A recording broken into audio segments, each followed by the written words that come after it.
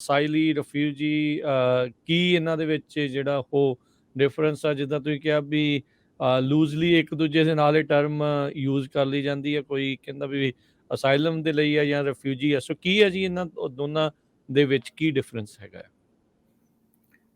ਸੋ ਪਹਿਲਾਂ ਤਾਂ ਜੀ ਜਿਹੜਾ ਅਸਾਈਲਮ ਹੈਗਾ, ਅਸਾਈਲਮ ਉਹ ਬੰਦਿਆਂ ਨੂੰ ਮਿਲ ਸਕਦਾ ਜਿਹੜੇ ਕਿ ਰਿਫਿਊਜੀ ਦੀ ਡੈਫੀਨੇਸ਼ਨ ਮੀਟ ਕਰਦੇ ਆ।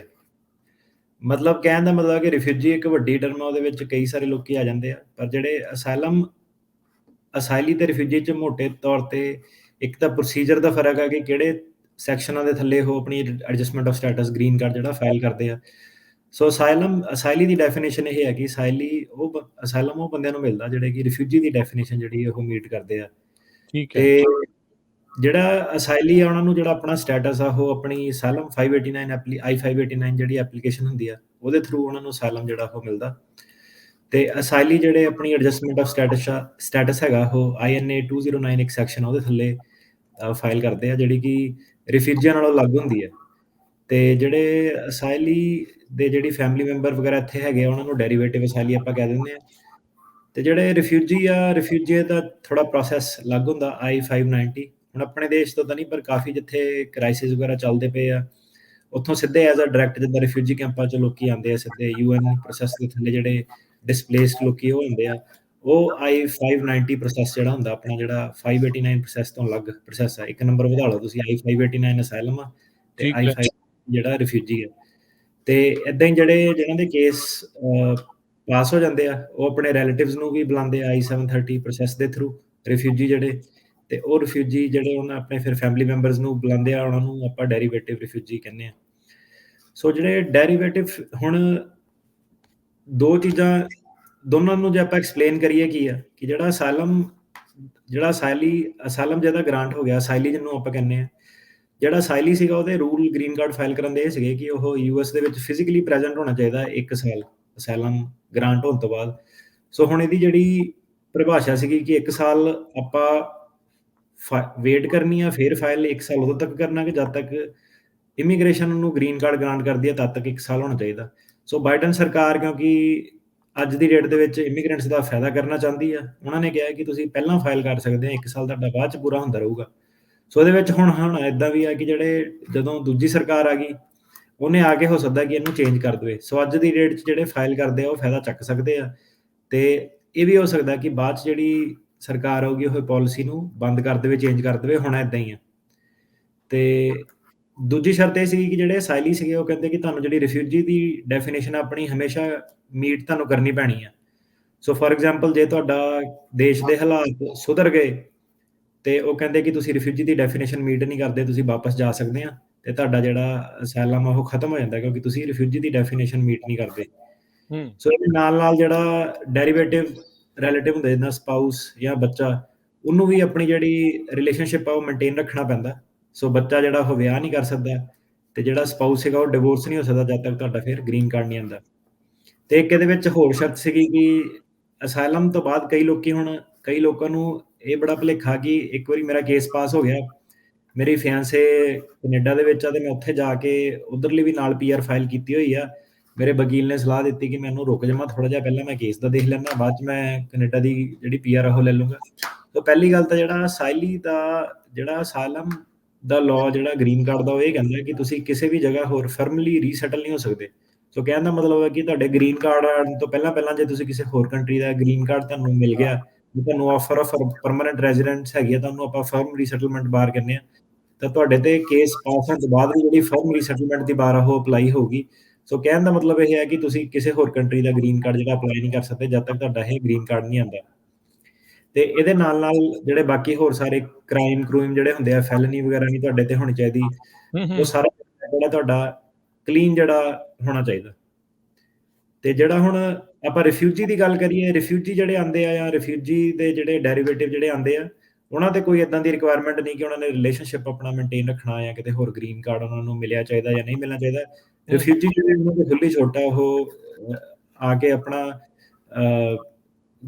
ਉਹਨਾਂ ਨੂੰ ਜਿਹੜੀ ਰਿਕੁਆਇਰਮੈਂਟ ਨਹੀਂ ਹੈਗੀ ਉਹਨਾਂ ਤੇ ਕਿ ਜਿਹੜੀ ਅਸਾਈਲਮ ਹੋਲਡਰਸ ਦੇ ਉੱਤੇ ਹੈਗੀ ਆ।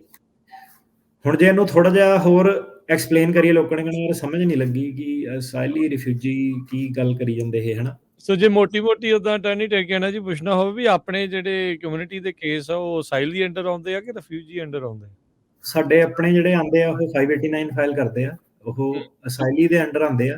ਹੁਣ ਹੂੰ, ਜੇ ਬੰਦਾ ਕੋਈ ਫੋਰ ਐਗਜ਼ਾਮਪਲ ਕਸ਼ਮੀਰ ਤੋਂ ਉਹਨਾਂ ਇਲਾਕਿਆਂ ਚੋਂ ਆਵੇ ਹਨਾ, ਹੂੰ, ਹੂੰ, ਤੇ ਇਰਾਕ, ਅਫਗਾਨਿਸਤਾਨ, ਸੀਰੀਆ ਜਿਹੜੇ ਇਦਾਂ ਦੇ ਕੈਂਪਾਂ ਕੂਪਾਂ 'ਚ ਜਿਹੜੇ ਸਿੱਧੇ ਯੂਐਨ ਪ੍ਰੋਸੈਸ ਦੇ ਥੱਲੇ ਆਉਂਦੇ ਆ, ਹਿਊਮਨ ਰਾਈਟ ਵਾਇਓਲੇਸ਼ਨ ਥੱਲੇ ਆਉਂਦੇ ਆ, ਠੀਕ ਉਹ ਹੈ। ਸਿੱਧੇ refugee ਦੇ ਥੱਲੇ ਆਉਂਦੇ ਆ। ਕਈ ਹੂੰ, ਵਾਰੀ ਤੁਸੀਂ ਦੇਖਿਆ ਹੋਣਾ ਕਿ ਆਪਣੇ ਕਈ ਕੰਟਰੀਆਂ ਦੇ ਜਿਹੜੇ ਹੈਡ ਵਗੈਰਾ ਹੁੰਦੇ ਆ ਉਹਨਾਂ ਨੂੰ ਇਹ ਪ੍ਰੋਟੈਕਸ਼ਨ ਦਿੰਦੇ ਆ, ਜਰਨਲਿਸਟ ਹੂੰ, ਨੂੰ ਜਿਹੜੀ ਪ੍ਰੋਟੈਕਸ਼ਨ ਦਿੰਦੇ ਆ ਉਹ ਭੱਜ ਕੇ ਆਉਂਦੇ ਆ, ਉਹਨੂੰ ਇਹ ਰਿਫਿਊਜੀ ਕਲਾਸੀਫਾਈ ਕਰਦੇ ਆ। ਸੋ ਮਤਲਬ ਏਦਾਂ ਕਿ ਰਿਫਿਊਜੀ ਹੁਣ ਏਦਾਂ ਨਹੀਂ ਕਿ ਆਮ ਹਰੇਕ ਨਾਗਰਿਕ ਸਿੱਧੇ ਅਮਰੀਕਾ ਦੀ ਐਮਬੈਸੀ ਪਹੁੰਚ ਗਿਆ ਤੇ ਉਹਨਾਂ ਨੇ ਉੱਥੇ ਤੁਹਾਡੇ ਕੇਸ ਸੁਣ ਕੇ ਤੁਹਾਨੂੰ ਰਿਫਿਊਜੀ ਦੇ ਦੇਣਾ। ਹੂੰ, ਪਰ ਹਾਂਜੀ ਜੇ ਕਿਸੇ ਤੇ ਆਪਾਂ ਜਦੋਂ ਜੂਲੀਅਨ ਅਸਾਂਜ ਦਾ ਕੇਸ ਦੇਖਿਆ ਸੀਗਾ, ਉਹ ਤਾਂ ਚਲੋ ਅਮਰੀਕਾ ਦੇ ਖਿਲਾਫ ਸੀਗਾ, ਪਰ ਏਦਾਂ ਸੀਗਾ ਕਿ ਜਿਹੜੇ ਐਮਬੈਸੀ ਸੀਗੀ, ਇਕੁਆਡੋਰ ਦੀ ਐਮਬੈਸੀ 'ਚ ਕਿੰਨੀ ਦੇਰ ਉਹ ਲੁੱਕ ਕੇ ਰਿਹਾ ਸੀਗਾ, ਤਾਂ ਸਾਰੇ ਜਿਹੜੀਆਂ ਐਮਬੈਸੀਆਂ ਦੀ ਆਪਣੀ ਦੇਸ਼ ਦੀ ਪਾਲਿਸੀ ਜਿਹੜੀ ਹੈਗੀ ਆ, ਤੇ ਰਿਫਿਊਜੀ ਸਟੇਟਸ ਤੁਸੀਂ ਐਮਬੈਸੀ ਦੇ ਰਾਹੀਂ, ਯੂਐਨ ਪ੍ਰੋਸੈਸ ਦੇ ਰਾਹੀਂ ਅਪਲਾਈ ਤੁਸੀਂ ਕਰ ਸਕਦੇ ਹਨਾ, ਜੇ ਤੁਹਾਨੂੰ ਵਾਕਈ ਤੁਹਾਡਾ ਉਸ ਲੈਵਲ ਦਾ ਖਤਰਾ ਜਿਹਨੂੰ ਸਰਕਾਰਾਂ ਇਹ ਰੈਕਗਨਾਈਜ਼ ਕਰਦੀਆਂ। ਤੇ ਐਗਜ਼ਾਮਪਲ ਦਿੰਨੇ ਆ ਕੁਛ ਇੱਕ ਐਗਜ਼ਾਮਪਲ ਦਿੰਨੇ ਆ ਕਿ ਲੋਕੀ ਇਹਨੂੰ ਕਨਫਿਊਜ਼ ਕਿੱਦਾਂ ਕਰਦੇ ਆ ਕਿ ਲੋਕੀ ਸਾਰਿਆਂ ਨੂੰ ਰਿਫਿਊਜੀ ਕਰਦੇ ਆ। ਅਸਾਈਲਮ ਦਾ ਜਿਹੜਾ ਗ੍ਰੀਨ ਕਾਰਡ ਦੀ ਰੈਗੂਲੇਸ਼ਨ ਹੈਗੀਆਂ ਉਹ ਅਲੱਗ ਆ, ਰਿਫਿਊਜੀ ਦੀਆਂ ਜਿਹੜੀਆਂ ਐਡਜਸਟਮੈਂਟ ਦੀਆਂ ਰੈਗੂਲੇਸ਼ਨ ਉਹ ਅਲੱਗ ਆ। ਹੂੰ, ਹੁਣ ਇਹ ਫਰਕ ਕਿੱਥੇ ਪੈਂਦਾ ਹੈ? ਫਰਕ ਉੱਥੇ ਪੈਂਦਾ ਕਿ ਜਿਹੜਾ ਇੱਕ ਪੈਰਾਲੀਗਲ ਬੈਠਾ ਫਾਰਮ ਭਰ ਰਿਹਾ ਰਾਈਟ, ਕਿ 485 ਆ, ਉਹਨੇ ਰੱਟਾ ਲਾ ਲਿਆ ਕਿਤੋਂ ਕਿ ਚੱਲ ਬਈ ਏਦਾਂ ਵਾ। ਸੋ ਕੀ ਆ ਕਿ ਉਹਨਾਂ ਨੂੰ ਜਿਹੜੀ ਆਹ ਰੈਗੂਲੇਸ਼ਨ ਜਿਹੜੀਆਂ ਵਿੱਚ ਹੈਗੀਆਂ ਕਿ ਰਿਫਿਊਜੀ ਇਹ ਸਾਰਾ ਫਰਕ ਹੀ ਹੈਗਾ, ਇੰਨੀ ਬਰੀਕੀਆਂ 'ਚ ਨਹੀਂ ਜਾ ਸਕਦੇ। ਸੋ ਕੀ ਆ ਕਿ ਜਦੋਂ ਕੋਈ ਵੀ ਪਾਲਿਸੀ ਚੇਂਜ ਹੋਈ ਜਾਂ ਕੁਛ ਹੋਈ, ਉਹਨਾਂ ਨੂੰ ਉਹ ਚੀਜ਼ ਦੀ ਵੇਟ ਕਰਨੀ ਪੈਣੀ ਕਿ ਯਾਰ ਸਹੀ ਕੀ ਆ, ਤੀਰ ਤੁੱਕਾ ਲਾ ਕੇ ਦੇਖੀਏ ਕਿਹੜਾ ਚੱਲਦਾ ਹੈ, ਦੇਖੀਏ ਬਾਕੀ ਵਕੀਲ ਕੀ ਕਰਦੇ ਆ, ਜਾਂ ਹੂੰ, ਸੁਣੀਏ ਇਹਨਾਂ ਨੂੰ ਕਿੱਦਾਂ ਹੈ ਨਾ। ਸੋ ਕੀ ਆ ਕਿ ਹੁਣ ਜਿਹੜੇ ਸਾਰੀਆਂ ਐਡਜਸਟਮੈਂਟ ਆਫ ਸਟੇਟਸ ਦੀਆਂ ਧਾਰਾਵਾਂ ਵਾ, ਹਰੇਕ ਬੰਦੇ ਲਈ ਅਲੱਗ-ਅਲੱਗ ਐਕਟ ਦੇ ਥੱਲੇ ਐਡਜਸਟ ਕਰਦਾ। ਕਈ ਹੂੰ, ਵਾਰੀ ਉਹ ਇੱਕ ਐਕਟ ਨੂੰ ਅਮੈਂਡ ਕਰਦੇ ਆ, ਕਈ ਵਾਰੀ ਉਹ ਸਾਰੇ ਐਕਟ ਨੂੰ ਅਮੈਂਡ ਕਰਦੇ ਆ। ਤੇ 5-6 ਜਿਹੜੀਆਂ ਉਦਾਹਰਨਾਂ ਦਿੰਨੇ ਆ, ਕਿਉਂਕਿ ਸਿਰਫ ਇਕੱਲੇ ਪੰਜਾਬੀਆਂ ਦੇ ਹੀ ਆਪਣੇ ਜਿਹੜੇ ਅਸਾਲਮ ਦੇ ਕੇਸ ਨਹੀਂ, ਹੋਰ ਵੱਖ-ਵੱਖ ਥਾਵਾਂ ਤੋਂ ਲੋਕੀ ਜਿਹੜੇ ਆਪਣੇ ਆਉਂਦੇ ਆ ਹਨਾ। ਜੀ, ਤੇ ਇੱਕ ਜਿਹੜਾ ਇਹਨਾਂ ਦਾ ਸੀਗਾ ਲੋਟਨਬਰਗ ਪੈਰੋਲੀ, 1990 ਦੇ ਵਿੱਚ ਇਹਨਾਂ ਦਾ ਜਿਹੜਾ ਪ੍ਰੋਗਰਾਮ ਸੀਗਾ ਕਿ ਜਿਹੜੇ ਸੋਵੀਅਤ ਯੂਨੀਅਨ ਸੀਗੀ, ਉਹਨਾਂ ਨਾਲ ਇਹਨਾਂ ਦੀ ਕੋਲਡ ਵਾਰ ਵਗੈਰਾ ਚੱਲਦੀ ਸੀਗੀ, ਤੇ ਉਦੋਂ ਕਾਫੀ ਸਾਰੇ ਜਿਹੜੇ ਸੀਗੇ ਲੋਕੀ ਉਹ ਉੱਥੋਂ ਦੀ ਭੱਜ ਕੇ ਆਏ ਸੀਗੇ, ਪਰ ਉਹਨਾਂ ਨੂੰ ਕਿਉਂਕਿ ਇਹਨਾਂ ਦੀ ਆਪਣੀ ਇਹਨਾਂ ਨਾਲ ਚੱਲਦੀ ਸੀਗੀ ਜੱਦੋਜਹਿਦ, ਤਾਂ ਉਹਨਾਂ ਨੂੰ ਇਹ ਕਹਿੰਦੇ ਸੀ ਕਿ ਤੁਸੀਂ ਰਿਫਿਊਜੀ ਨਹੀਂ ਬਣ ਸਕਦੇ। ਠੀਕ ਸੋ ਹੈ। ਉਹਨਾਂ ਨੇ ਪੈਰੋਲ ਦੀਆਂ ਆਪਸ਼ਨਸ ਦੇਤੀਆਂ, ਤੇ ਉਹਦੇ ਵਿੱਚ ਕਾਫੀ ਜਿਊਜ਼ ਆ ਗਏ ਸੀਗੇ, ਇਵੈਂਜੇਲਿਕਲ ਕ੍ਰਿਸਚੀਅਨ ਜਿਹੜੇ ਸੀਗੇ, ਯੂਕਰੇਨੀਅਨ ਆਰਥੋਡਾਕਸ ਕ੍ਰਿਸਚੀਅਨ ਵਗੈਰਾ, ਤੇ ਜਿਹੜੇ ਰੋਮਨ ਜਿਪਸੀ ਵਗੈਰਾ ਹੁੰਦੇ ਆ, ਰੋਮਨ ਕੈਥੋਲਿਕ ਡਿਨੋਮੀਨੇਸ਼ਨ ਦੇ ਜਿਹੜੇ ਬੰਦੇ ਸੀਗੇ, ਉਹ ਸਾਰੇ ਜਿਹੜੇ ਭੱਜ ਕੇ ਆਉਂਦੇ ਸੀਗੇ ਯੂਰਪ ਤੋਂ, ਈਸਟਰਨ ਯੂਰੋਪੀਅਨ ਕੰਟਰੀਜ਼ ਤੋਂ, ਉਹਨੂੰ ਇਹ ਰਿਫਿਊਜੀ ਨਹੀਂ ਪੈਰੋਲ ਕਰਦੇ ਸੀਗੇ। ਉਹਨੂੰ ਇਹਨਾਂ ਨੇ ਆਹੀ ਜਿਹੜਾ ਲੋਟਨਬਰਗ ਪੈਰੋਲ ਐਕਟ ਜਿਹੜਾ 1994, ਉਹਦੇ ਥੱਲੇ ਇਹਨਾਂ ਨੇ ਸਾਰੇ ਜਿਹੜੇ ਭਰਤੀ ਕੀਤੇ। ਤੇ ਇਹਦੇ ਵਿੱਚ ਹੁਣ ਆਪਾਂ ਕੀ ਦੇਖਿਆ ਕਿ ਜਦੋਂ ਇਹ ਐਕਟ ਸੀਗਾ, ਉਹਦੇ ਵਿੱਚ ਕਿਸੇ ਟਾਈਮ ਤੇ ਵਿetnamese, ਕੰਬੋਡੀਅਨ ਤੇ ਲਾਓਸ ਦੇ ਲੋਕ ਵੀ ਸੀਗੇ। ਕਈ ਵਾਰੀ ਉਹਨਾਂ ਨੂੰ ਕੱਢ ਦਿੰਦੇ, ਕਈ ਵਾਰੀ ਪਾ ਦਿੰਦੇ। ਇਹਨਾਂ ਦੀ ਆਪਣੀ ਜਿਹੜੀ ਪੋਲਿਟਿਕਸ ਉਹ ਚੱਲਦੀ ਰਹਿੰਦੀ ਆ। ਤੇ ਇਹ ਜਿਹੜੇ ਹੁਣ ਪੈਰੋਲੀ ਜਿਹੜੇ ਆਉਂਦੇ ਸੀਗੇ, ਇਹਨਾਂ ਨੂੰ I-590 ਜਿਹੜਾ ਆਪਾਂ ਦੱਸਿਆ ਕਿ ਰਿਫਿਊਜੀ ਟਰੈਵਲ ਡਾਕੂਮੈਂਟ ਹੁੰਦਾ, ਉਹ ਇਹਨਾਂ ਦਾ ਅਪਰੂਵ ਨਹੀਂ ਹੁੰਦਾ ਸੀਗਾ। ਤੇ ਇਹਨਾਂ ਦਾ ਜਿਹੜਾ ਅਰਾਈਵਲ I-94 ਜਿੱਦਾਂ ਬਾਕੀਆਂ ਨੂੰ ਮਿਲਦਾ, ਇਹਨਾਂ ਨੂੰ I-94 ਦੀ ਜਗ੍ਹਾ ਪੈਰੋਲੀ ਦੀ ਸਟੈਂਪ ਲੱਗਦੀ ਸੀ, ਤਾਂ ਕਰਕੇ ਇਹਨਾਂ ਨੂੰ ਲੋਟਨਬਰਗ ਪੈਰੋਲੀ ਕਿਹਾ ਜਾਂਦਾ ਸੀਗਾ।